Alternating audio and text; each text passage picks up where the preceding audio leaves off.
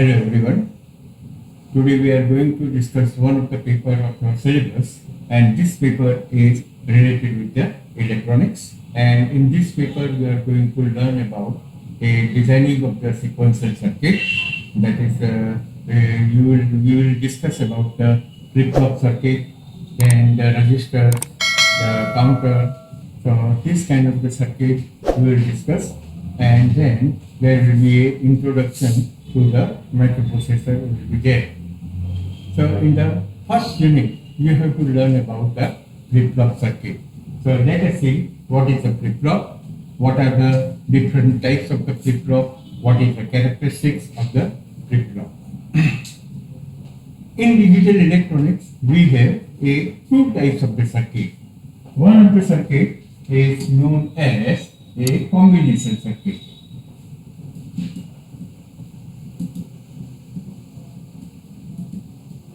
And another is known as a sequential circuit. So far you have learned about the combination circuit. In combination circuit, you have learned about what is the multiplexer, what is the demultiplexer, decoder, encoder, adder circuit, subtractor circuit. These are the part of the combination circuit. In the combination circuit, whenever your input will change, then immediately your output is going to change. That is the characteristic of the combination circuit. But what is the sequential circuit? In sequential circuit, the input will change, but it is not necessary that the output will also change. That output will be changing whenever you want to change this output. Means that output depends on a clock. So sequential circuit depends on the time, and here you can have a kind of a flip-flop circuit, then the different registers are there, counter circuits are there. These are the part of the sequential circuit. So here in the sequential circuit, the flip-flop, that is the main element of the sequential circuit. In a combination circuit, whatever the basic logic gate we have, AND or NOT, and then universal gate, NAND and NOR, these are the elements of the combination circuit. But the sequential circuit, the main element is the flip-flop. Basically, this flip-flop is also sometimes known as a 1-bit memory cell. So, whenever you want to store the data, then we can use the flip-flop. This flip-flop has a two input. Normally these inputs are known as R and S input or S and R input. In some of the flip-flops, this input is also called a J and K inputs. And here we have two outputs, that is a Q and Q bar. Always these outputs are complement to each other. So if the Q will be 1, then always the Q bar will be 0. If this will be a 0, then the Q bar will be a 1. So here, this flip-flop has only two states.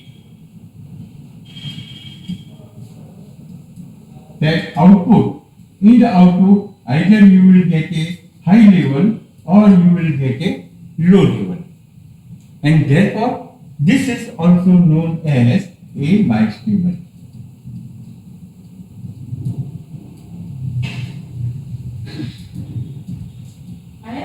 It is known as a bistable multivibrator. So either the output will be 1 or 0. So this is the introduction to the flip-flop circuit. Using the flip-flop circuit, we can design the shift register and the counter. That you will learn later. Now let us see what is a 1-bit memory cell. How the data is going to be stored. So here to understand the circuit,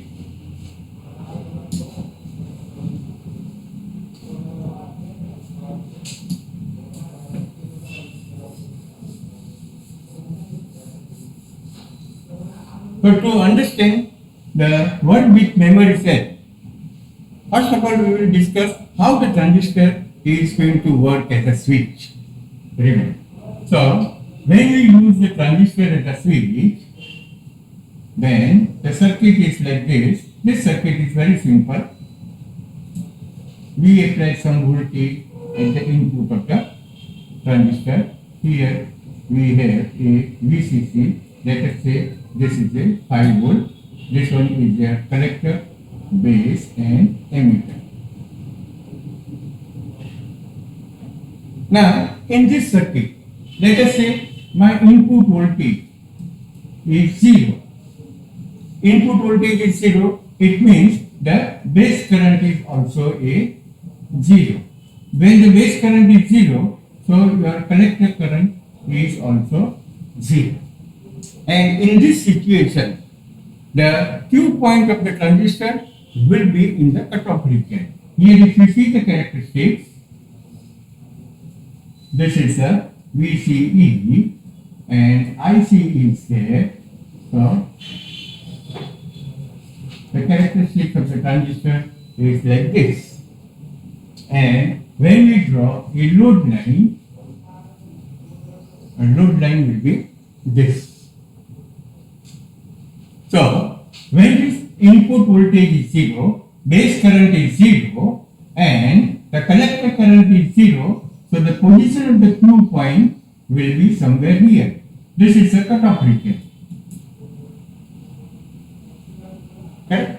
So in this situation, if we see what is the collector emitter voltage, this VCE is almost equal to a VCC. So remember that when this input is 0 means we consider that it is a 0 level. Then the output voltage, that is called a collector to emitter voltage, it will be equal to almost a VCC, and this is nothing but we consider this as a high level because the transistor is in cutoff region. Now let us say here this input voltage is a 5 volt. We applied a 5 volt. So the base current will be a maximum. IB is very large. IB is very large, so the collector current is also a maximum. It means the position of the Q point will be in the saturation. Here, this is the saturation. And in the saturation region, here if we see this collector to emitter voltage, this collector to emitter voltage is roughly 0 volt. Normally it will be a 0.3 or 0.5 volt will be there. So when this input voltage is a 5 volt, means the input is a high level, then the output is almost a 0.3 volt, and this thing we consider as a 0 level. So here remember, when the input voltage is 0, then the transistor will be in a cutoff region. When the input voltage is large, then the transistor is in saturation. So whenever it will be in cutoff region, output voltage will be 1. Whenever it will be in saturation, the output voltage or the output level will be 0. So if this fundamental will be clear to you, then it is easy to understand the circuit of a 1-bit memory cell. So now let us see a circuit for this.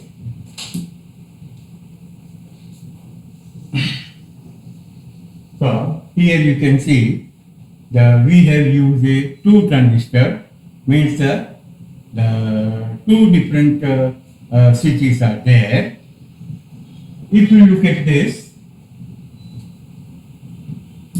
if you look at this part of the circuit, then here the transistor is working as a switch. This is the input part of the switch, and here we have the output part. So this first transistor, for the transistor T2, R is the input and the Q is the output. Then here the another circuit is there where the S is the input, S is connected to the base of the transistor T3 and the Q bar is the output. So here this transistor is also working as a switch. Now the thing is that the output of this circuit or the output of the transistor Q2 is also connected to the input of the transistor T1, and the output of the transistor T1 is connected to the base of the transistor T2. So here back-to-back connection of the circuits are there. So one of the output we called it as a Q, and another output we called it as a Q bar. We have two inputs, S input is there and the R input is there. Now, here as such the circuit is symmetrical, means the RL1, RL2, RC, the base resistance are also same and the transistor are also a same, identical.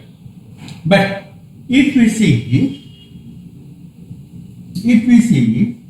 the HAP of this transistor, let us say HAP of this transistor is 90 and HAP of this transistor will not be exactly 90.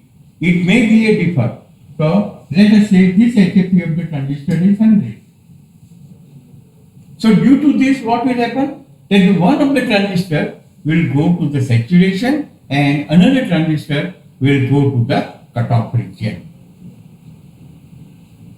Here the circuit is identical, it is a symmetrical, but the HAP of the transistors are not identical, and therefore the one of the transistor will be in a cutoff and another transistor will be in the saturation. So let us say here, let us say that this transistor is in cutoff region and transistor T2 is in saturation. Remember, we have not applied any input voltage. Input voltage is 0. But the one of the transistors is in cutoff and another transistor is in saturation. Now, if this will be in a saturation, means the output of this transistor will be almost a 0 level. Here, this output voltage will be a 0.2 or 0.3 volt will be there. This is 0.3. And this one is in cutoff region, means here this transistor will, output of the transistor will be at a high level. You can say this collector to emitter voltage will be almost equal to a 5 volt. Here if we have applied a plus 5 volt. Now, let us apply some voltage to S and R. Then what will be the situation? So,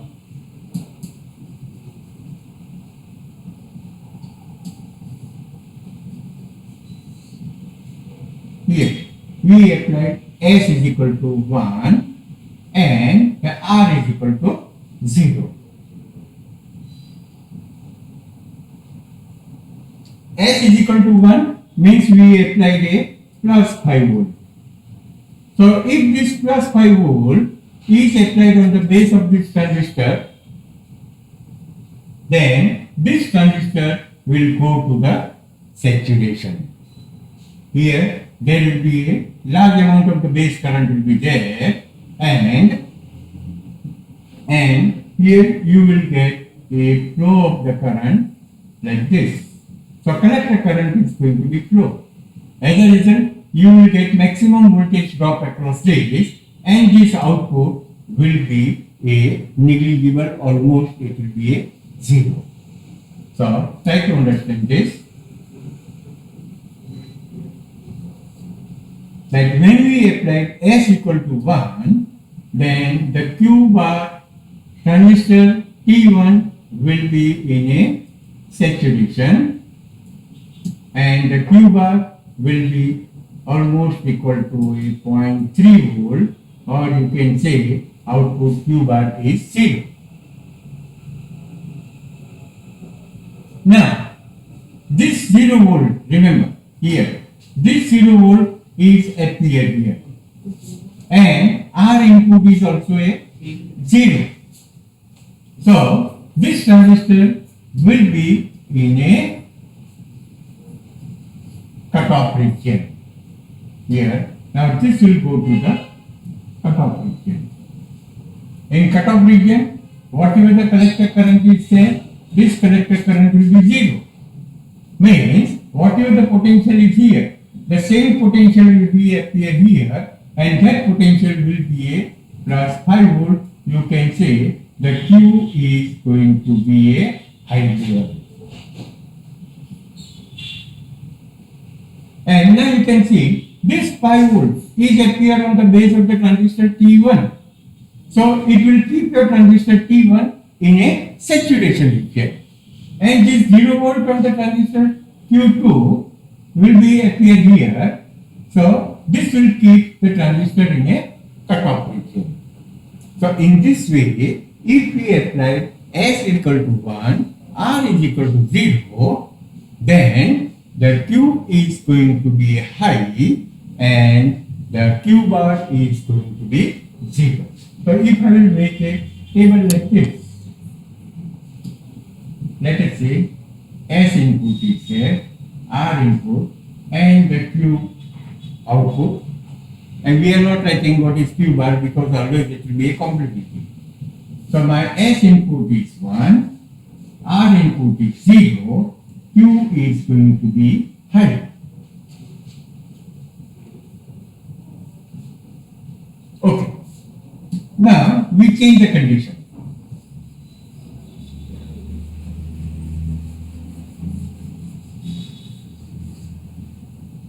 Now we will take S is equal to 0 and R is equal to 1. So in this situation, this R is 1. So here the base of the transistor will be at a high level. That is, you can say the 5 volt will be there. So due to this transistor will go to the saturation.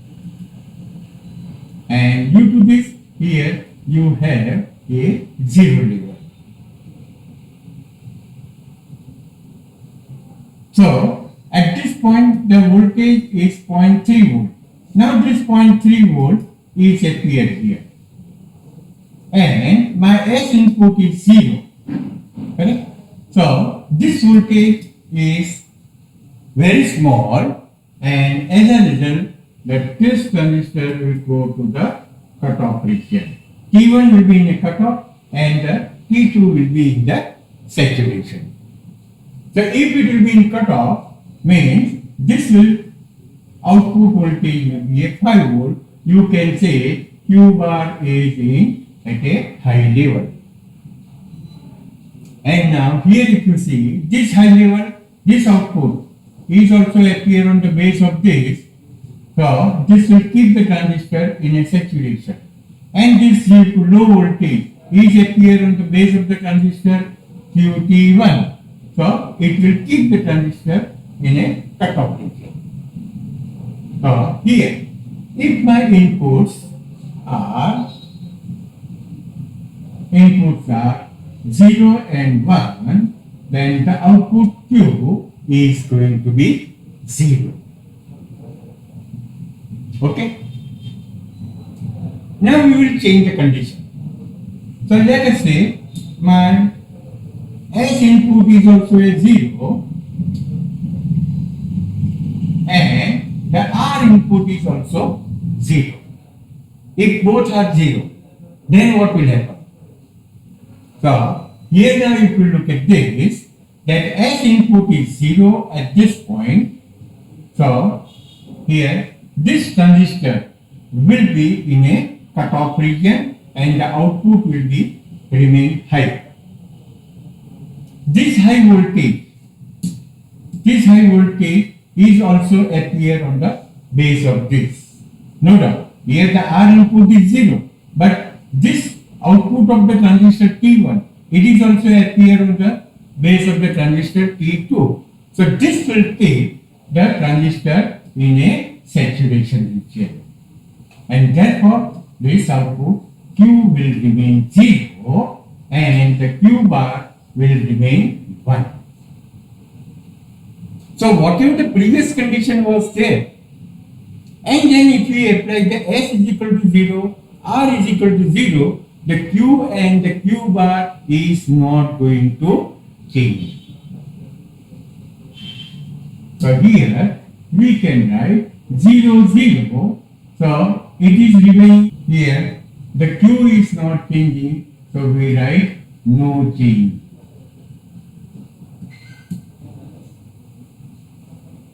No change means the previous state will remain as it is. And here now you can see how this will work as a memory. So whatever the data you want to transfer, by applying the S is equal to 1 or the S is equal to 0, it will be transferred to the Q. And then you keep S is equal to 0, R is equal to 0, your Q will not change. Means your data is memorized in a flip-flop circuit. So you have to remove the inputs. So then output will remain as it is. What was the previous condition? Here, now if I will apply the 1 and 1. So if this is R is equal to and S is equal to 1. So what will happen?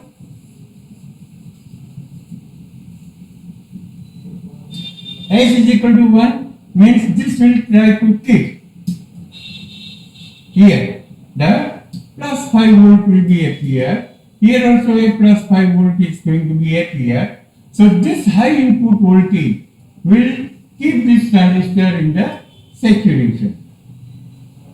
And this voltage will also keep the transistor in saturation. Means when we apply S is equal to 1 and R is equal to 1, both the transistors will try to keep their Q point will remain, try to go into the saturation region. So here you cannot predict that the Q will be high or the Q will be low.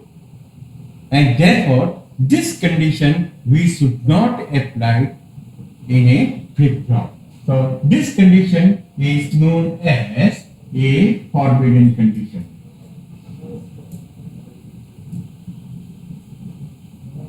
And always we have to avoid this condition. So what is most important here, that when we keep the S is equal to 0, R is equal to 0, my previous state is not changing, means this circuit is working as a memory cell. And why it is a 1 bit? Because we can store only a 1 bit. Either it will be a 0 or it will be a 1. Now this 1 bit memory cell we can also design with the help of a logic gate, either a NAND gate or a NOR gate. So let us say that one. In this case, my inputs are S and R, therefore it is known as RS flip-flop. The circuit is known as basic RS flip-flop. Okay. Now let us say the same thing we can construct using a NOR gate. And we will verify what is the truth table for this a flip-flop circuit. Correct? Now to understand this circuit, first of all you should know what is the truth table of a NOR gate. So here in the truth table of the NOR gate,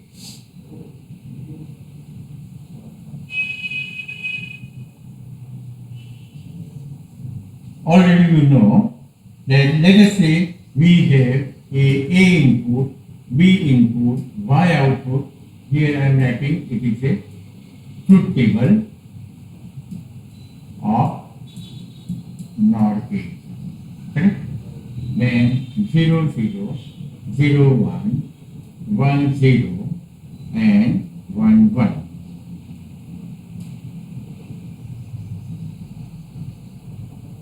So in a NOR gate, when 0 0 inputs are there, then the output is going to be 1. 0 1 input is there, output is 0. Here also the output is 0, and here also this output is 0. Now we will write a truth table for the flip-flop. Say we have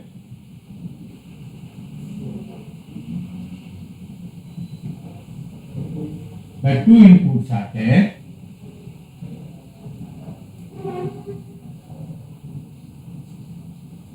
That is my R input, S input, and what is the Q output. Correct? Here we have different condition 0 0, 0 1, 1 0 and 1 1. Okay? Now, let us say my R is 0 and S is 1. So, this is a 0 level and S is a high level. So, what will be the Q and Q bar? Now, from this truth table of the NOR gate, here you can see that whenever one of the input is high level, here B is high, A is high, here A and B both are high, so the output will be A, definitely it will be 0. So when one of the input is high of a NOR gate, then definitely the output of this NOR gate will be 0. Correct? So here you can see that this input is high. So output of this NOR gate, definitely it will be 0. Now this 0 is going to be appeared here. This is 0 and here also it is a 0. And for the 0 0 that you can see, output is going to be 1. So the Q is going to be 1 and the Q bar is going to be 0. So here you can write the R is equal to 0, S is equal to 1, then the Q is going to be high. Okay. Now let us see another condition. What is another condition? R is 1 and the S is 0. R is 1 and S is 0. So here one of the input, that is one of the input of this NOR gate is high, then definitely the Q is going to be 0. This 0 is going to be appeared here, and here also it is a 0 0. So 0 0 input for the NOR gate, output is 1. So this is equal to 1. So here what is the output? Q, and it is a 0. Correct? Now in this situation, remember, in this situation, now I am keeping S is equal to 0 here. The S is equal to 0 and the R is equal to also a 0. So you can see that this input is 0. Here also the previous stage output was 0. It is also 0, 0. So this will keep the output Q bar high. And here, if this high is appeared here, then 0 and 1. So you can see that the 0 and 1, what is the output? It is remaining 0 as it is. What was my previous state? Previous state, the Q was 0 and the Q bar was 1. And then I am applying a R is equal to 0, S is equal to 0. My previous state, or you can say, the Q and the Q bar is not changing. So, here when these are there, then here you can say no change condition. If it is a Q is equal to 1 or the Q bar is equal to 0, and if you apply the R is equal to 0 and S is equal to 0, your Q will remain high. So, this is an important condition for this flip-flop. So once you have memorized, once you have entered the data, then you keep the R is equal to 0 and S is equal to 1. So your data will remain in a memory. Your output is not going to change. Okay. Now if we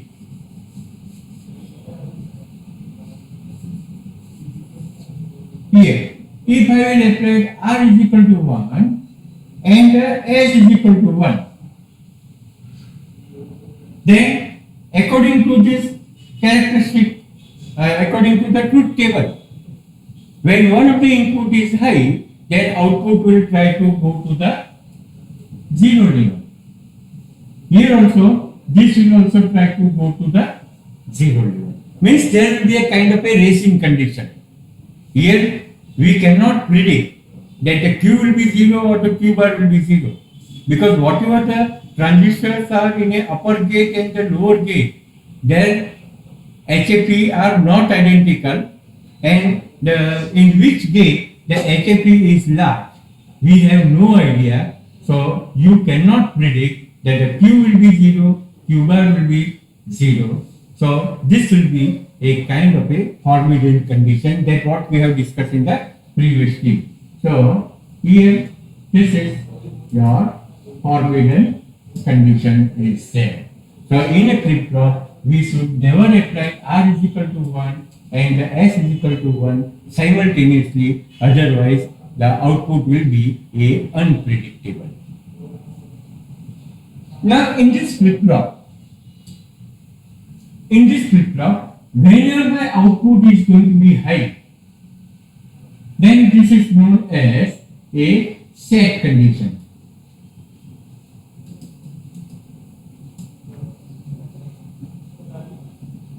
And here you can see that for the set condition, the S must be a high level. Whenever my output is 0, then it is known as a reset condition.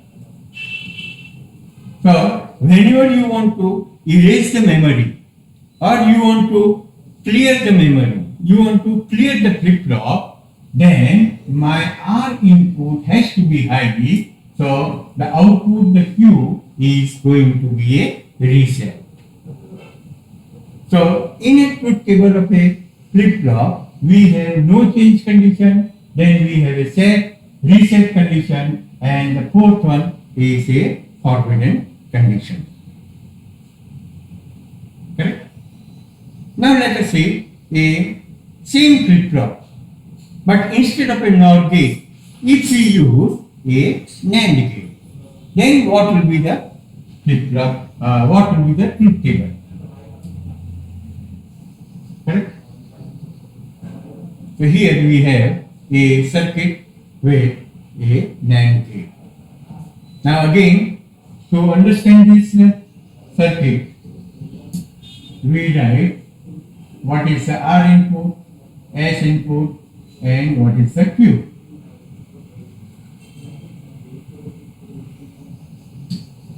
So we have R, S, and Q. Correct? Now to understand this, okay, here we will write a different condition. That these different conditions are 0, 0, 0, 1, 1, 0, and 1, 1.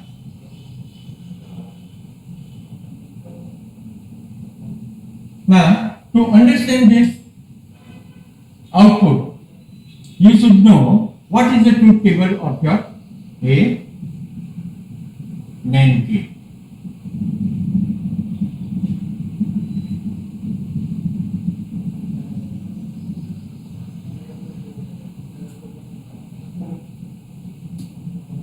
So we have A input, B input, and the Y is the output. 0, 0, 0, 1, 1, 0, and 1, 1. Correct? Now, this is the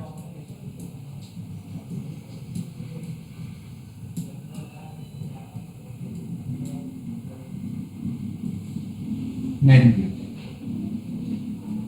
Now, in the NAND gate, if the A and B both are 0, then the output is going to be high. Here also, this output will be high, here also high, and here this will be a 0. So what is the conclusion here? What is the conclusion? The conclusion is that when any one of the input is 0, here you can see, whenever any one of the input is 0, output is always a high level. Okay? So this thing we will apply here and see what is the output. So let us say R is equal to 0 and S is equal to 1. R is equal to 0 and S is equal to 1. So here already mentioned, when one of the input is of a NAND gate is 0, that output is always high. So this input is 0, so definitely your Q is going to be high. And this high is going to be appear here. So here we have 1, 1 input to the lower NAND gate, and for this 1, 1 input, output is 0. So the Q bar is going to be 0. So here in the truth table, R is 0, S is 1, then the Q is a 1. Okay. Now we change the condition. What is my next condition? That the R is equal to 1 and S is equal to 0. Now in a lower gate, one of the input is 0, then definitely this output is going to be high. So this one is going to be appear here. So 1, 1 input, then this is going to be 0. So here the Q is 0. When the R input is high, S input is low, then the Q is going to be 0. Okay. Now we apply a 1, 1 condition. Here, 1 condition. Now remember, here this 0 is there, this is my previous condition. Q is 0 and the Q bar is 1. Now this 0 is appeared here. So whenever the input is 0 and 1, 0 and 1, the output will be 1. So this output is going to remain high. Now this high is an input for the first NAND gate. So for a 1, 1 input, in the truth table you can see it is a 0. So here this will remain 0. Here you will find that when I am applying a S is equal to 1, R is equal to 1, my previous state of the flip-flop is not changing. So this is a no change condition.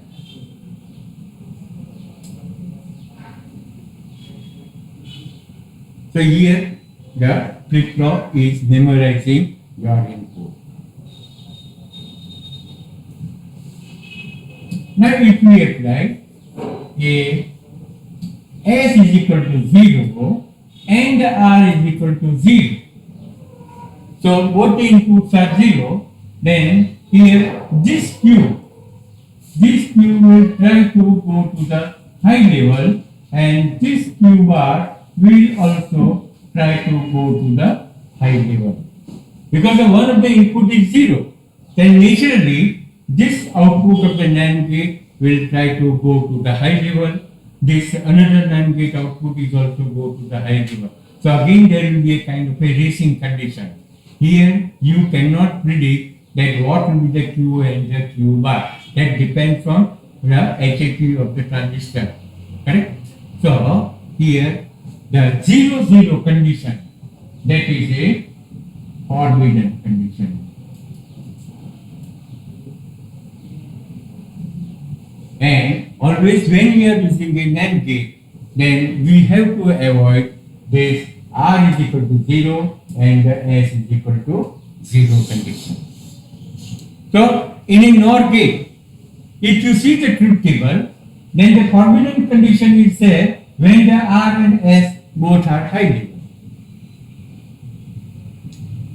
Then no change condition in a NOR gate, 0 0 is representing a no change condition. But in a NAND gate, 1 1 input is representing a no change condition.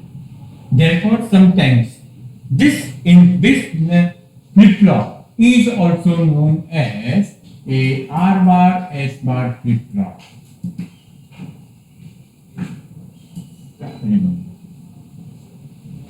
Now, what is the symbol?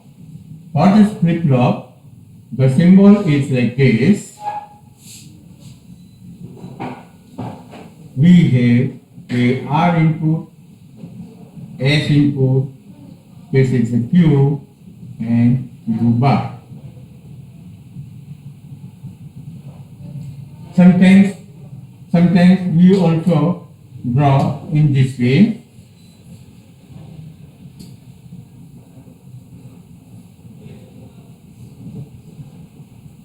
Then R, S, Q and Q bar. Okay? This is a symbol of a RS flip-flop. So next time we will discuss about again a RS flip-flop using a clock. Here in this case we have not provided any kind of a clock. So if the clock will be there, then whenever you want the output after a 1 millisecond, 10 millisecond or 50 millisecond, you will get the output. And that is a clock RS flip-flop. So what is the characteristics and how we can make a clock RS flip-flop, that we will discuss in the next lecture.